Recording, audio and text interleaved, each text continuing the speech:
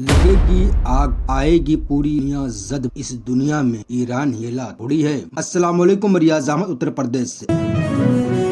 आज मेरी लिस्ट से एक बहुत बड़ी खबर निकलकर सामने आ रही है। ईरान ने अपने परमाणु सैन्य तनाजा पर अमेरिका इसराइल के द्वारा किए गए हमले के जवाब में इसराइल की हवाई सुरक्षा को चीरते हुए ईरानी मिसाइल ने दिमोना में जमीन तोड़ दी और फिर हुआ वो धमाका जिसने रात को दिन में बदल दिया।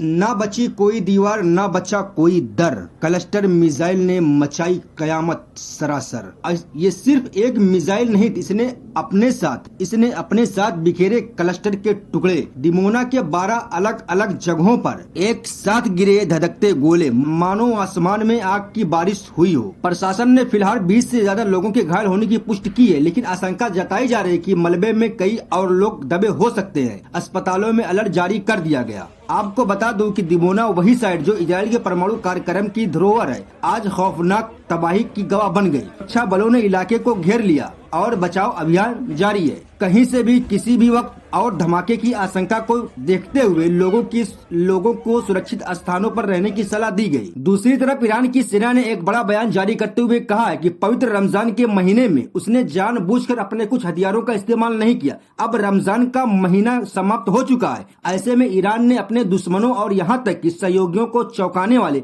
कदम उठाने की चेतावनी दी है। ईरानी सेना के प्रवक्ता ने कहा कि रमजान के दौरान लड़ाई करना इस्लाम में मना है, इसलिए उन्होंने संयम बरता। लेकिन अब स्थिति बदल चुकी। उन्होंने साफ तौर पर कहा, अब दुश्मन और यहाँ तक सहयोगी भी हैरान रह जाएंगे। हालांकि ईरान ने स्पष्ट नहीं किया कि वो किस तरह की कार्रवाई या हथियारों की बात कर रहा है, लेकिन विशेषज्ञों का मानना है कि ये बयान क्षेत्र में बढ़ते तनाव के बीच ईरान की ताकत दिखाने की कोशिश हो सकती है। ये बयान ऐसे समय में आया है जब मध्य पूर्व में इसराइल ईरान तनाव चरम पर है। ईरान की ओर से ये संदेश दिया जा रहा है कि अब वो और अधिक सख्त रुख अख्तियार कर सकता है। अभी आपने कल देखा भी होगा, ईरान ने डियागो गार्सिया जो ईरान से तकरीबन 4000 किलोमीटर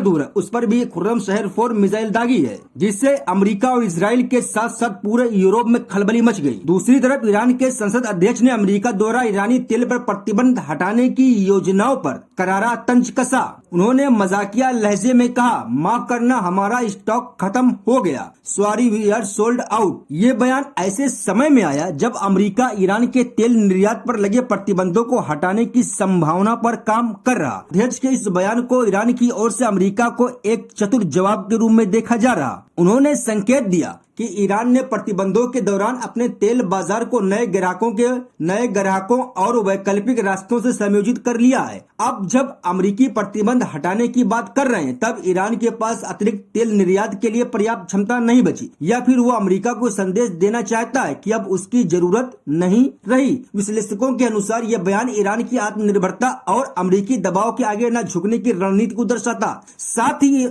ही ये तेल बाजार में ईरान की बढ़ती मजबूती का भी संकेत है।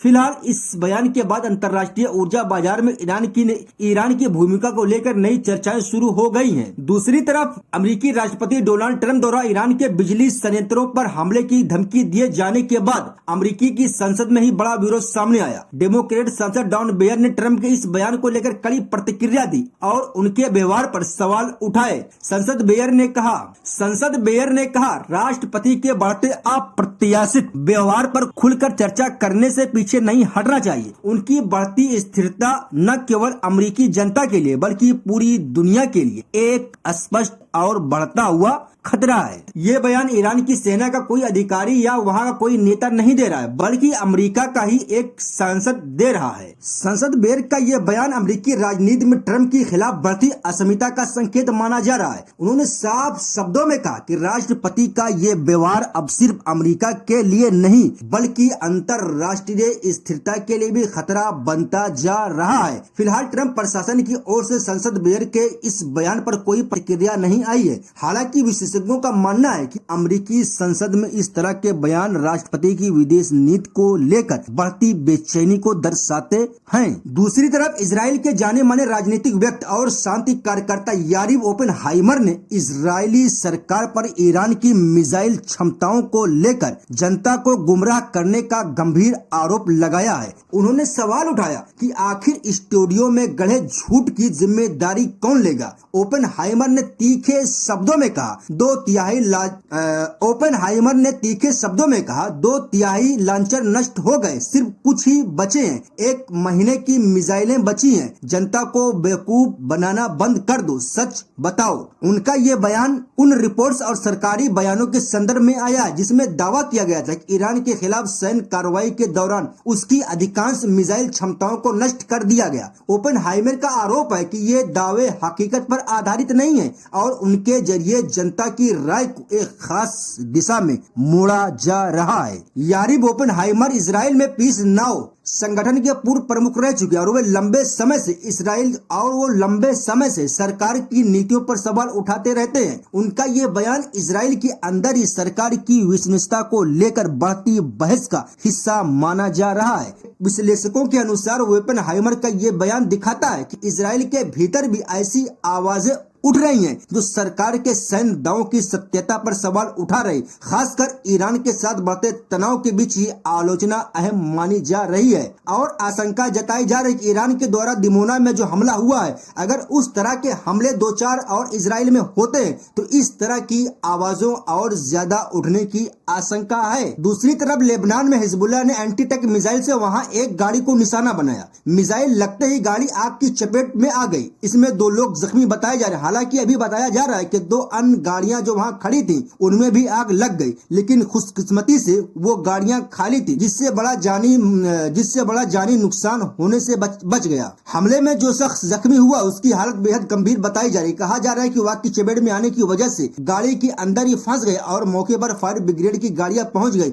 और आग पर काबू पाने की कोशिश जारी है। ये हमला तब हुआ जब पिछले कुछ हफ्तों से इस इलाके में जंग छिड़ी हुई है। दरअसल ईरान के सुप्रीम लीडर की मौत के बाद हिजबुल्लाह ने इजराइल पर हमले शुरू कर दिए। इसके जवाब में इजराइल भी लेबनान में हवाई हमले कर रहा और जमीनी कार्रवाई भी कर चुका है। हिजबुल्लाह ने पिछले हफ्तों में कई बार इजराइल को निशाना बनाया। इससे पहले भी उन्होंने यहाँ रॉकेट से अटैक किए थे। लेबनान के सरकारी मीडिया के मुताबिक अब इस जंग में हजारों लोग मारे जा चुके और लाखों बेघर हो गए हैं। इसी के साथ इस वीडियो को यहीं पर खत्म करते, मिलते हैं अगली वीडियो। तब तक अपना ख्याल रखिएगा। जय हिंद, जय उत्तर प्रदेश। अस्सलाम वालेकुम रहमतुल्लाहि बरकात।